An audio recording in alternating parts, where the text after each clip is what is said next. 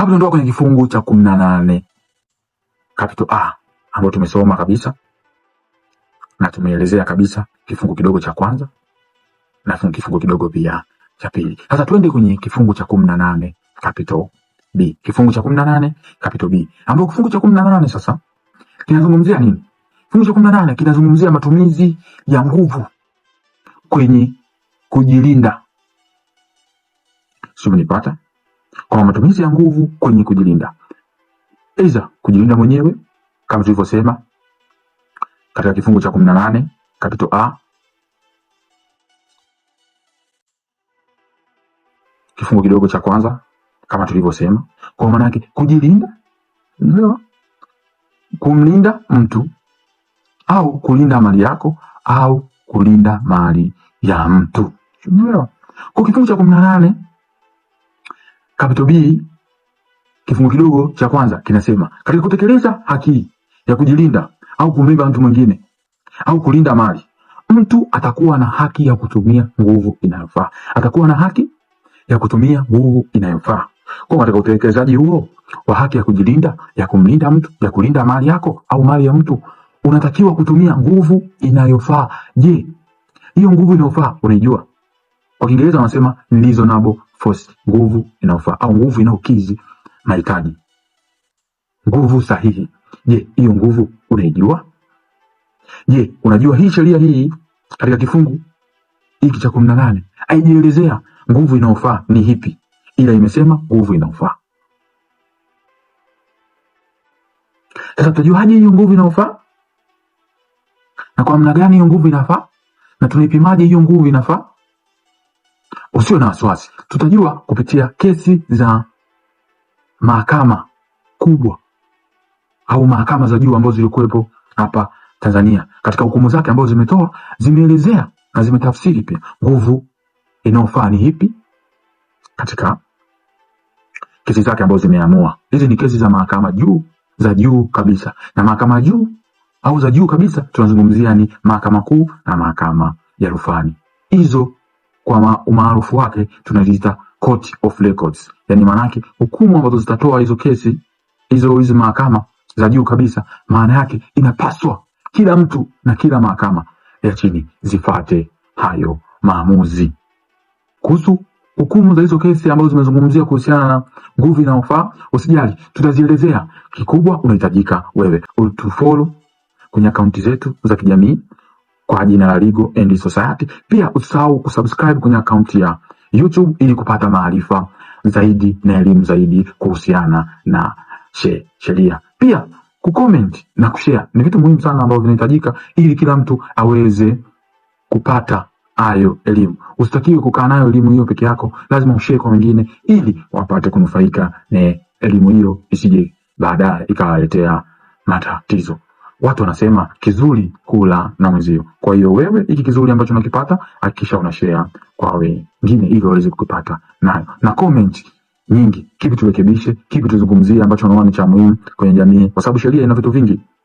Kwa wewe kama mtazamaji utapenda kipi tukizungumzie ambacho wengi kinawakumba kwenye jamii yetu? Kwa utatuambia kwa undani ili tukiweze kukielezea na kukitolea elimu kwa jamii kwa jumla ili iweze kunufaika na jambo hilo. Kifungu kidogo cha pili cha kifungu cha 18 capital B kinasema mtu atawajibika. Kuna hata alafu kuna ata. Sasa hivi tuko kwenye ata. Atawajibika kijinai kwa kosa lolote litakalotokana na nguvu nyingi. Yani huyu mtu sasa ambaye alikuwa anatumia haki yake ya kujilinda atawajibika na kosa lolote la jinai endapo wakati anatumia ile haki yake ya kujilinda, kumlinda mtu, kulinda mali au kulinda mali yake au kulinda mali ya mtu yoyote, atawajibika na kosa la jinai endapo ile nguvu atatumia nyingi, yani atatumia nguvu kupita kiasi, excessive force, yani nguvu iliyopitiliza, nguvu iliyopita kiasi, atawajibika. Je, hiyo nguvu iliyopita kiasi unaijua? Je, pia unajua hii sheria haijasema hiyo nguvu iliyopita kiasi ni nguvu gani na ni nguvu ipi? Ni mazingira gani ambayo yanaonyesha hiyo nguvu iliyopita kiasi? Sio mimi, ni sheria yenyewe imesema hivyo, na pia haijasema kuhusiana na nguvu iliyopita kiasi ni ipi. Imesema atawajibika mtu ambaye katika kutumia haki yake ya kujilinda nguvu itazidi kupita kiasi, na pia imesema atawajibikaje kwa kosa lolote la jinai, na pia haijasema kwamba nguvu hiyo ambayo imepita kiasi ni ipi. Yani hiyo nguvu aliyotumia katika wakati anajilinda ni ipi. Usijali, kama nilivyosema awali kwamba tutatumia hukumu za kesi za mahakama za juu, ambayo ni kesi ya mahakama kuu na kesi za mahakama ya rufani, kutueleza na kutuambia nguvu iliyopita kiasi ni ipi na nguvu ambayo haijapita kiasi ni ipi. Unachotakiwa wewe ndugu mtazamaji ni kutufuatilia kwa kutufollow akaunti yetu ya kijamii Instagram, Twitter, Facebook, Thread na mitandao mingine yote kwa kijamii. Tunapatikana kwa jina la Legal and Society.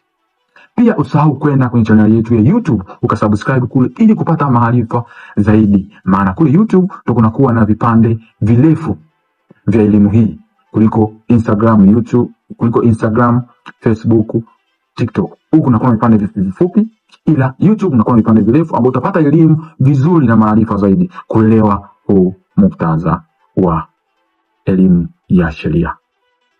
Kifungu kidogo cha 3 cha kifungu cha 18 capital B kinasema mtu anaweza kusababisha kifo cha mwingine kutokana na nguvu nyingi zilizotumika katika ulinzi,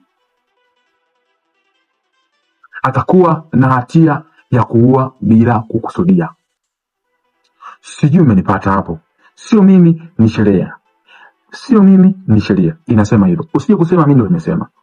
Ni sheria inasema hivyo. Mtu anaweza kusababisha kifo wakati anatekeleza ile haki yake ya kujilinda, au haki ya kumlinda mwingine, au haki ya kulinda mali yake, au ya kulinda mali za mtu mwingine. Anaweza kusababisha kifo. Sasa huyu mtu ambaye amesababisha kifo wakati anatumia haki yake ya kujilinda, maana yake sasa atawajibika na nini? Atawajibika na hatia ya kuua bila kusudia. Kwa kimombo wanaita manslaughter, yani unaua mtu bila kuwa na nia, yani nia yako ilikuwa sio kumuua yule mtu. Sasa huyu kama katika haki yako unatekeleza pale ya kujilinda, huyu mtu atawajibika, au wewe utawajibika na hatia ya kutokuua bila kusudia. Hiyo ni sheria imesema, sio mimi, ni sheria ndio imesema. Kwenye adhabu ya manslaughter tutakuja kuielezea hii ni kuua bila kusudia. Tutakuja kuelezea ili kosa vizuri huko mbeleni. Kwa hiyo au tukufuatilia moja kwa moja kwenye akaunti zetu za kijamii na pia YouTube. Kwenye hii manslaughter adhabu yake kubwa ni kifungo cha maisha.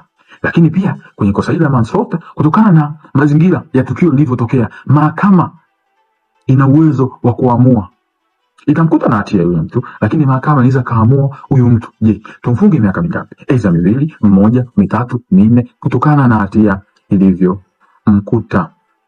Kwa mfano kwenye kosa la Elizabeth Lulu, kama mnakumbuka ile kesi ya kumuua Kanumba, kwamba yule binti, yule dada sasa hivi, au yule mwanamama sasa hivi, yeye kipindi kile hakuua bila kukusudia, ilikuwa bahati mbaya, hakuwa na nia. Kwa hiyo mahakama iliamua impe adhabu ambayo inaweza kumfaa. Alifungwa miaka kadhaa na pia kwenda kufanya usafi maeneo ya mjini kule alipangiwa. Kwa hiyo ni moja ya adhabu ya kuua bila kusudia. Sasa mahakama yenyewe itaamua kama ikiona tukio lililofanya hili kweli hii ulikuwa na nia, itaamua sasa ikupe adhabu ya kunyongwa mpaka kufa, au ikaona pia ulifanya bila kukusudia, lakini katika kufanya huko, yani hili tukio lililofanya lina utata mkubwa au limesababisha madhara makubwa kutokana na ulichofanya, kwa hiyo ikaamua pia ikupe kifungo cha maisha, adhabu ya kifungo cha maisha, au miaka 2, 3, 4, 5. Ni yeye mahakama ndo ina power hiyo, ina discretion power hiyo, kwamba yeye mwenyewe inaamua mahakama ikupe hivyo inavyohitajika na mamlaka, na mahakama ina mamlaka hayo.